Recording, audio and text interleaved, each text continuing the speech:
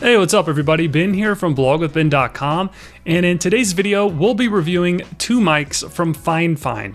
Their K669D Dynamic Microphone, which is what I'm using right now, and their K669C Condenser Microphone, shown right here.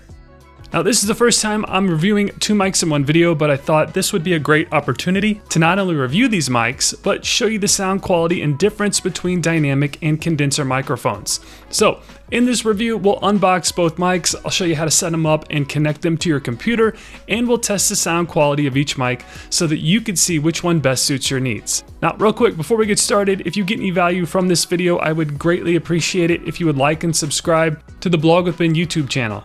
Doing so helps me keep this channel going and growing, and it also allows you to stay up to date with all the tech tips and trends happening throughout the year. But either way, thank you so much for all your support. Alright, with that being said, let's unbox these mics and see what they can do. First off, I want to thank Fifine for sending me these mics. I'm a firm believer that you can never have too many mics, so I was super excited to test these out when they arrived.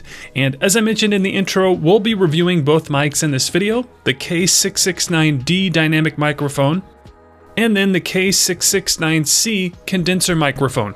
Both have different use cases and sound characteristics, so I thought this would be a great opportunity to explore both mics and hopefully help you along when trying to decide which one to purchase. So first, let's unbox the K669D Dynamic Microphone, which is the mic that I'm using to record the audio in this portion of the video, just FYI. Okay, here we have the K669D Dynamic Microphone, and I love that Fifine keeps things simple, but each mic includes a great user guide to help you get started that I highly recommend checking out before you start using the mic.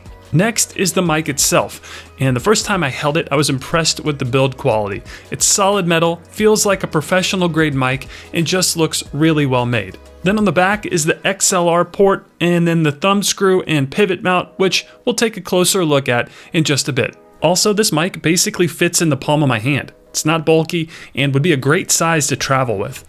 Then the last thing in the box is the tripod stand, and it unfolds and has 3 rubber balls on each leg to help protect the surface it's used on and to stay in place. Then it also has a 5/8 screw, which is how we'll attach it to the mic. And speaking of that, the tripod stand installation is pretty straightforward. Attach the mic onto the tripod stand with a few quick turns, and the mic's pivot mount has built-in 5/8 and 3/8 threads, so no adapter needed. And then you can adjust the angle of the mic with the thumb screw if you'd like. Super easy, and it looks great. Alright, moving on to the K669C Condenser Microphone. And I should point out that I'm now using this condenser microphone to record the audio of this portion of the tutorial. And unboxing this mic will be pretty much identical to the dynamic mic, but I wanted you to get an up-close look at the build quality of the condenser mic as well. And once again, we have the user guide. Highly recommend reading this before using the mic. Then the mic itself is built just like the dynamic mic in terms of the quality, but you'll notice that the top of the mic, specifically the metal windscreen, is built differently. And that's because of the pickup pattern and where the sound source should be directed when using this mic. And we'll cover that in just a moment, but overall, this mic feels like a professional grade microphone. Then the tripod stand is the exact same as before. It unfolds, has those little rubber balls on each leg to help it stay in place, and can be screwed into the mic's pivot mount with a few quick turns. So let me do that really quick. And there we go, looks great.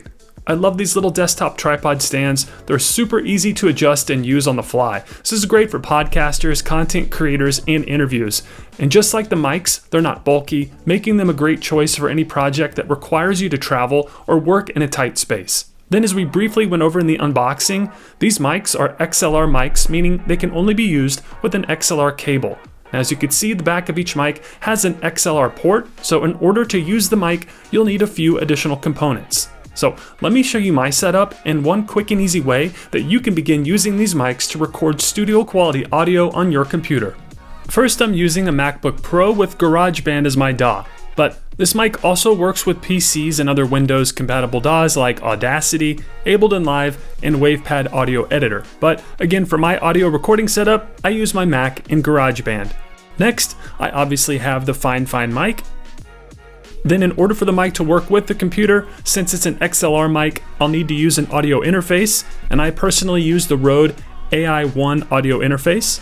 Then to attach the audio interface to the computer, it requires a USB-C cable. This comes with the audio interface. And then finally, in order for the mic to work with everything shown here, I'll need an XLR cable. This doesn't come with the mic, so you'll need to purchase one in order for the mic to connect to the audio interface. Then I also use a foam windscreen from time to time with these mics. This one's 4 inches, cost me about $10, and really helps improve the overall sound quality of these mics. Alright, so those are the components of my personal setup. So next, let me show you how to hook everything up so that you can begin recording audio with the Fifine mic in your computer. First, connect the mic to the XLR cable. Simply plug the female end of the cable into the XLR port on the back of the mic, and then just make sure the holes line up when you connect them, and you'll hear a snap when the XLR cable has been successfully connected. Okay, now that the mic and XLR cable are good to go, it's time to plug the other end of the cable into the audio interface. Again, I'm using my Rode AI1 audio interface, and it's pretty straightforward. Just plug the male end of the XLR cable into the audio interface like so. And remember, if you're using the K669C condenser mic, you'll need phantom power, which is automatically provided by this particular audio interface, but just keep that in mind when you're using these mics. Then once everything is connected, you can adjust the mic gain on the audio interface and begin recording via your DAW. Now, one quick thing I want to go over is the fact that this mic comes with a dual thread pivot mount. This is awesome because you don't need an adapter if your mic stand uses a smaller screw, like this boom arm does. And as you can see, due to the mic having a 5/8 and 3/8 thread built in, it easily connects to the boom arm, giving you more flexibility on how you use the mic and your personal recording setup. This is a small but really helpful feature from Fifine. Love it. Moving on, next, let's test the sound quality of each mic so that you can get a better idea of how the dynamic and condenser mics perform. So here we have the Fifine K669D Dynamic Microphone hooked up to the boom arm, and it's what's recording my audio at the moment. Then we also have the K669C Condenser Microphone on the desktop tripod, which we'll use in just a moment. But I wanted to give you a quick demonstration of the two mics so that you could get a better idea of the sound characteristics. Okay, so what is the difference between a dynamic and a condenser microphone?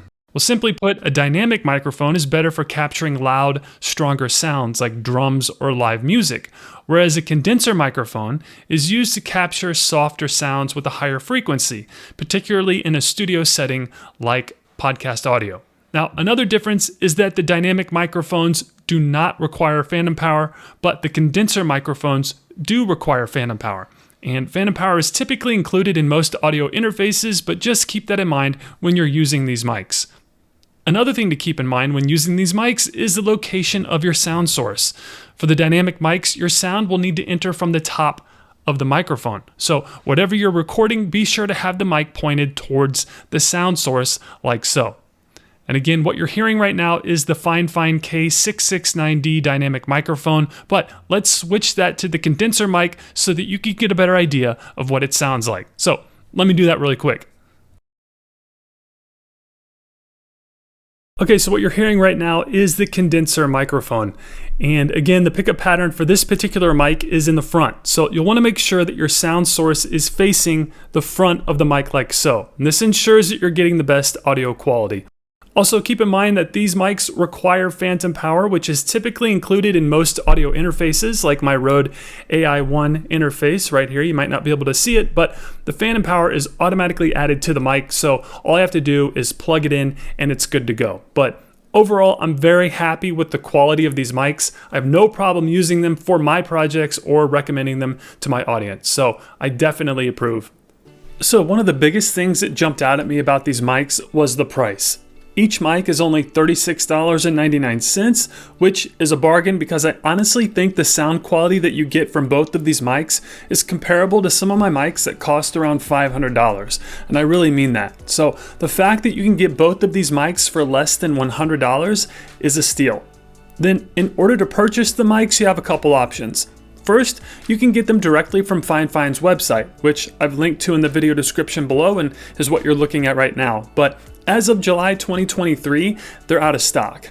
However, I spoke with their sales team today and they'll be restocking their website inventory very soon. So keep an eye out for that, and I'll also be updating my social channels and letting you know when they're back in stock. So if you don't follow me on Instagram, Facebook, or Threads, be sure to find Blog with Ben there and you'll be the first one to know when these mics are back in stock.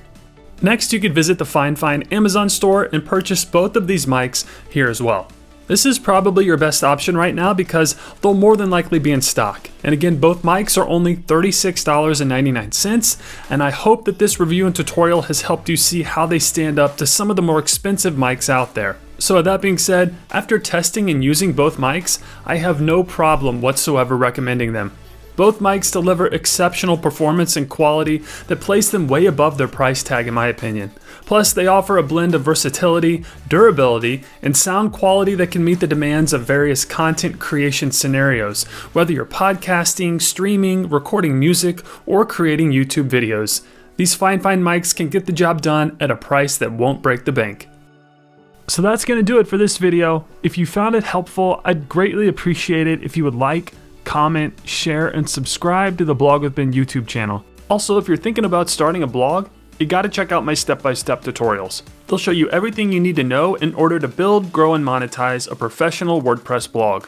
And as always, your support means a great deal to me and my family, and for that, I thank you. So with that being said, I'll see you in the next video, and thanks for watching.